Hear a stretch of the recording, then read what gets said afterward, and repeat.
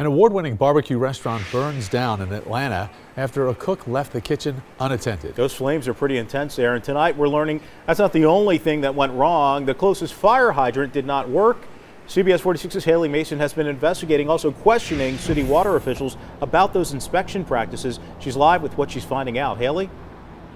Firefighters didn't have to travel far, Mike, but it's a time when seconds count. This was a big inconvenience. When they showed up here to B's Crackling Barbecue early this morning, they had to leave because the fire hydrant there was not working. Then traveling busy across the busy Bolton Road, they had to tap into the only one that would pump out enough water.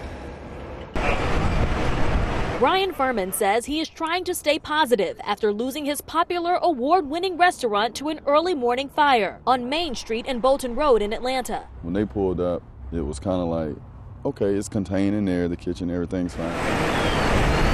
But it wasn't. It continued to spread as firefighters realized the hydrant right in front of the business was not working, upsetting news to Furman and his neighbors. I look out my window, and that's when I see the fire had got to the middle of my restaurant. I'm like, what's going on?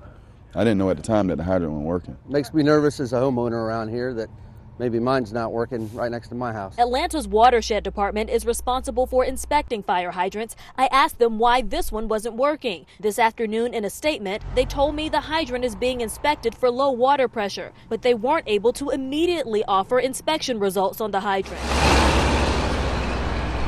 Councilman Dustin Hillis represents the area and recalls a fire last year on Bolton Road where multiple hydrants were malfunctioning. Inspections on these hydrants are done twice a year, once in the spring, once in the fall.